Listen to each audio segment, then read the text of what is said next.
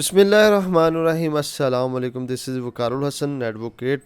جی ناظرین، آج ہم زر کو کچھ تفصیل کے ساتھ دیکھیں گے کہ زر کیا ہے اور زر کی کتنی اقسام ہیں۔ ویڈیو دیکھنے سے پہلے میرے چینل کو سبسکرائب کریں اور بیل آئیکن کا بٹن دبائیں تاکہ ہر آنے والی ویڈیو سے آپ مستفید ہو سکیں۔ تو ناظرین، سیکشن 332 تعزیرات پاکستان کے مطابق جو کوئی کسی شخص کو ہلاک کیے بغیر اس کو درد، تکلیف، بیمار، ضعف یا زخم کا باعث بنے یا اس کے جسم کے ساتھ یا اس کے جسم کے کسی بھی عضو یا اس کے حصہ کو نقصان پہنچائے، یعنی جسم کے کسی بھی حصے کو بے صورت کر دے، مٹا دے، معذور کر دے یا الگ کر دے، تو کہا جائے گا کہ اس نے زر پہنچایا ہے۔ بدصورت کرنے سے مراد ہے کہ چہرہ کی بدصورتی یا کسی بھی عضو کی بدصورتی یا انسانی جسم کے عضو کا کوئی حصہ جو اترا ہوا ہو یا زخمی ہو یا گل جاتا ہے، ایک شخص کی ظاہری شکل و صورت یا موزنیت کو بد شکل کرتا ہے یا کرتا ہو، وہ زر کہلاتا ہے، وہ زر پہنچانا ہوتا ہے۔ زر کی مختلف اقسام ہوتی ہیں جس میں اتلاف عضو ہے، اتلاف صلاحیت عضو ہے، شجع اور جرح ہے۔ ناظرین، یہ چار اقسام مین زر کی اقسام ہوتی ہیں، جس میں سے شجع کی بھی فردر اقسام ہوتی ہیں اور جرح کی بھی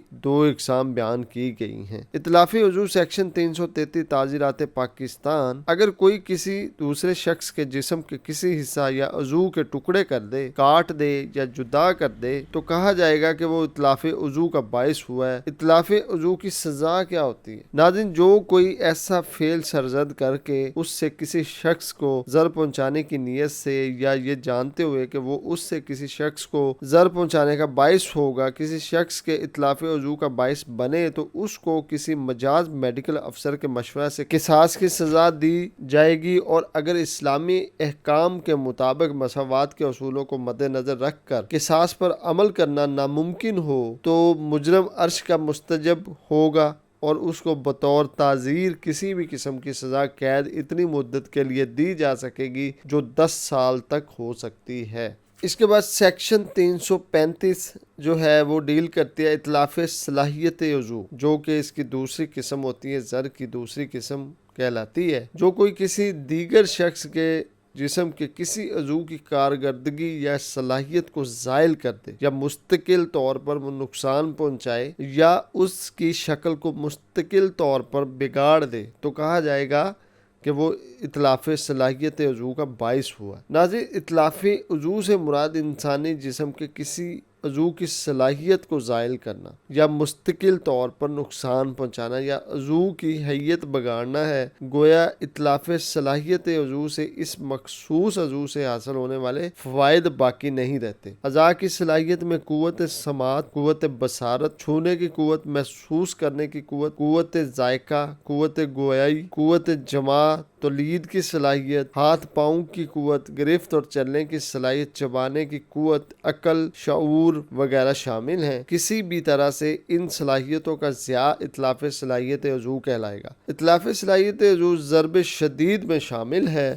ناظرین، اگر کوئی شخص کسی دیگر شخص کے کسی عضو مثلا آنکھ، ناک، کان، زبان، ہاتھ، پاؤں یا بال وغیرہ کو جسم سے جدا کر دے یا ٹکڑے کر ڈالے تو وہ اتلاف عضو کا مرتکب ہوگا۔ اسی طرح عضو تناسل یا عورت کی پستان کو کاٹ ڈالنا بھی اتلاف عضو میں شامل ہوگا۔ اتلاف عضو اس مدت میں شمار ہوتا ہے جب پورا عضو جسم سے الگ کر دیا جائے، بصورت دیگر ایسا فعل اتلاف صلاحیت عضو یا کسی دوسرے قسم کی جرح میں شامل ہوگا۔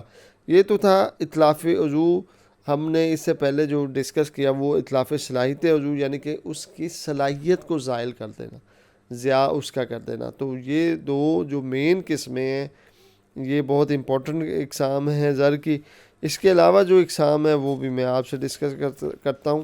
اس میں اتلاف صلاحیت عضو کی سزا کیا ہوتی ہے؟ جو کوئی ایسا فعل سرزد کر کے اس سے کسی شخص کو زر پہنچانے کی نیت سے یا یہ جانتے ہوئے کہ وہ اس سے کسی شخص کو زر پہنچانے کا باعث ہوگا، کسی شخص کے اتلاف صلاحیت عضو کا باعث بنے گا، تو اس کو کسی مجاز میڈیکل افسر کے مشورہ سے قصاص کی سزا دی جائے گی، اور اگر اسلامی احکام کے مطابق مساوات کے اصولوں کو مد نظر رکھ کر قصاص پر عمل کرنا ممکن نہ ہو تو مجرم عرش کا مرتکب ہوگا اور اس کو بطور تعزیر کسی بھی قسم کی سزا قید بھی اتنی مدت کے لیے دی جا سکے گی جو 10 سال تک ہو سکتی ہے۔ تو ناظرین اس کے بعد ہے 337 سیکشن شجا، جو کہ زر کی تیسری اقسام میں آتی ہے اور یہ ڈیل کرتی ہے جو کوئی کسی شخص کے سر یا چہرے پر ایسا زخم لگائے جو اتلاف عضو اور اتلاف صلاحیت عضو کی تعریف میں نہ آتا ہو تو کہا جائے گا کہ وہ شجا کا باعث ہوا ہے۔ شجا کی مختلف بھی اقسام ہیں: شجا خفیفہ، شجا موزخہ، شجا ہاشمہ،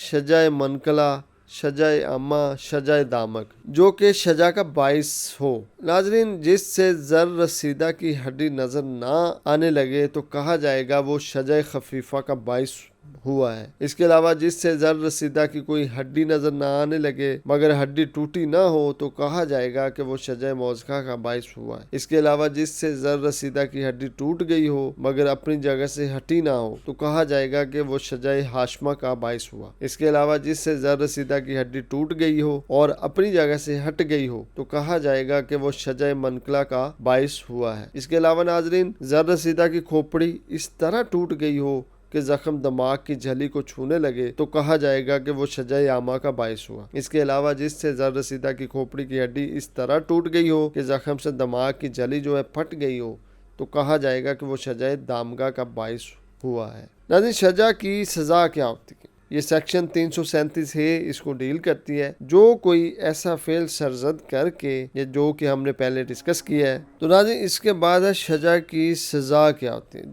تو ناظرین اس کے بعد ہے شجا کی سزا کیا ہوتی ہے، جو کہ سیکشن 337 ہی اس کو ڈیل کرتی ہے۔ جو کوئی ایسا فعل سرزد کر کے اس سے کسی شخص کو ضرر پہنچانے کی نیت سے یا یہ جانتے ہوئے کہ وہ اس سے کسی شخص کو ضرر پہنچانے کا باعث ہوگا کسی شخص کے شجا خفیفہ کا، تو وہ زمان کا مستجب ہوگا اور اس کو بطور تعزیر کسی ایک قسم کی سزائے قید بھی اتنی مدت کے لیے دی جا سکے گی جو 2 سال تک ہو سکتی ہے۔ اس کے علاوہ کسی شخص کے شجا موزہ کا تو میڈیکل افسر مجاز کے مشورہ سے اس کو قصاص کی سزا دی جائے گی، اور اگر اسلامی احکام کے مطابق مساوات کے اصولوں کو مد نظر رکھ کر قصاص پر عمل کرنا ناممکن ہو تو مجرم عرش کا مستجب ہوگا جو دیت کا 5% ہوگا اور اس کو بطور تعزیر دونوں اقسام میں سے کسی قسم کی قید کی سزا ایسی مدت کے لیے دی جا سکے گی جو 5 سال تک ہو سکتی ہے۔ اس کے علاوہ کسی شخص کے شجا ہاشمہ کا اگر کوئی موجب بنا ہے تو وہ عرش کا مستجب ہوگا جو دیت کا 10% ہوگا اور اس کو بطور تعزیر دونوں اقسام میں سے کسی قسم کی قید کی سزا ایسی مدت کے لیے دی جا سکے گی جو کہ 10 سال تک ہو سکتی ہے۔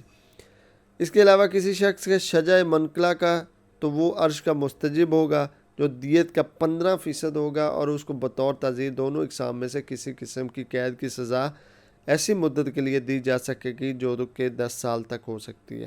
اس کے علاوہ کسی شخص کے شجا عامہ کا تو وہ عرش کا مستجب ہوگا جو دیت کا 1/3 ہوگا اور بطور تعزیر اس کو دونوں اقسام میں سے کسی قسم کی قید کی سزا دی جا سکے گی جس کی مدت 10 سال تک ہو سکتی ہے۔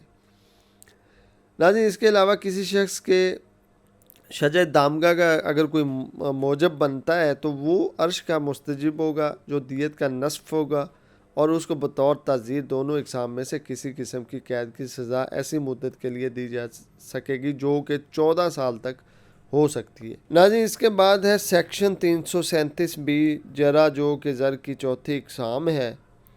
اگر کوئی شخص کسی شخص کے سر یا چہرہ کے علاوہ اس کے جسم کے کسی حصے پر زخم لگانے کا باعث ہو جو زخم کا نشان چھوڑ جائے، چاہے عارضی طور پر ہو یا مستقل طور پر، تو کہا جائے گا کہ وہ جرح کا باعث ہوا۔ جرح کی فردر 2 اقسام ہیں، یعنی جائفہ اور غیر جائفہ۔ ناظرین اس سیکشن کے مطابق جرح ہر اس زخم کو کہا جائے گا جو سر یا چہرہ پر نہ ہو اور جو عارضی یا مستقل طور پر اپنا نشان چھوڑ دے۔ جرح کی 2 بڑی قسمیں جائفہ اور غیر جائفہ ہیں، جس کی مزید قسمیں بھی ہیں۔ جرح میں چونکہ مماثلت اور مساوات ممکن نہ ہے، اس لیے جرح اور اس کی تمام اقسام میں قصاص نافذ نہ کیا جائے گا۔ دوسری اہم بات یہ ہے کہ جرح کی صورت میں زخم کے مندمل ہونے کا انتظار کرنا ضروری ہے۔ بعض فقہ جراحت جائفہ میں قصاص واجب قرار دیتے ہیں۔ اب 337 جو ہے وہ جائفہ کو ڈیل کرتی ہے۔ جو کوئی ایسی جرح کا باعث ہو جس میں زخم دھڑ کے جوف کے خلا تک پہنچ جائے تو کہا جائے گا کہ وہ جائفہ کا باعث بنا ہے۔ اس کے علاوہ دفعہ 337 جائفہ کی سزا کیا ہوتی ہے؟ جو کوئی ایسا فعل سرزد کر کے اسے کسی شخص کو ضرر پہنچانے کی نیت سے یا یہ جانتے ہوئے کہ وہ اس سے کسی شخص کو ضرر پہنچانے کا باعث ہوگا، ایسے شخص کو جائفہ کا باعث ہو تو وہ عرش کا مستجب ہوگا جو دیت کا 1/3 ہوگا، اور اس کو بطور تعزیر دونوں اقسام میں سے کسی قسم کی ایسی مدت کے لیے سزائے قید دی جائے گی جو کہ 10 سال تک ہو سکتی ہے۔ اس کے علاوہ ناظرین دوسری جو قسم ہے وہ 337 جو سیکشن ہے وہ ڈیل کرتی ہے غیر جائفہ کو۔ جو کوئی جرح کا باعث ہو جو جائفہ نہ ہو تو کہا جائے گا وہ غیر جائفہ کا مرتکب ہوا ہے۔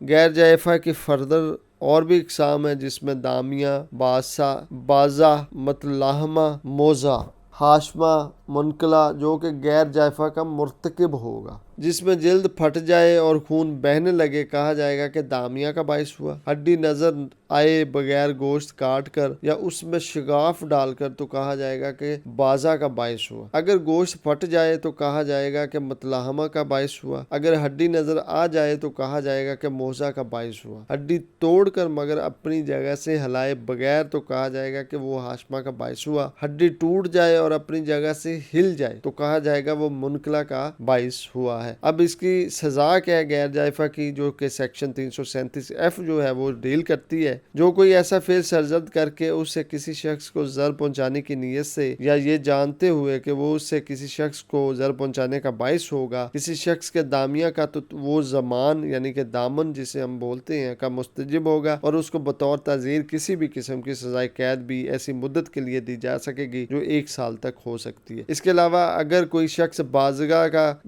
کا کوئی مرتکب تصور کیا جاتا ہے تو بطور تعزیر کسی بھی قسم کی سزا اسے دی جا سکتی ہے جو کہ 3 سال ہو سکتی ہے۔ اس کے علاوہ متلاحمہ کا اگر کوئی مستجب ہوتا ہے تو وہ زمان کا مستجب ہوگا اور بطور تعزیر جو ہے اس کو 3 سال کی سزا دی جا سکتی ہے۔ اس کے علاوہ موزہ کا اگر کوئی مستجب ہوگا یا کوئی کارروائی کرتا ہے تو اس کو بطور تعزیر کے طور پر 5 سال کی سزا دی جا سکتی ہے اور دامن کے طور پر بھی اور زمان کا بھی مستحق ہوگا۔ تو ناظرین یہ تو تھا میرا آج کا ٹاپک جس میں ہم نے زر کی جو 4 اقسام ہیں اور ان کی فردر جو اقسام ہیں ان کو ڈیٹیل میں دیکھا ہے۔ مزید ویڈیو دیکھنے کے لیے میرے چینل کو سبسکرائب کریں اور بیل آئیکن کا بٹن دبائیں تاکہ ہر آنے والی ویڈیو سے آپ مستفید ہو سکیں۔ بہت شکریہ، اللہ حافظ۔ میرے نمبر پہ آپ کانٹیکٹ بھی کر سکتے ہیں 0313046444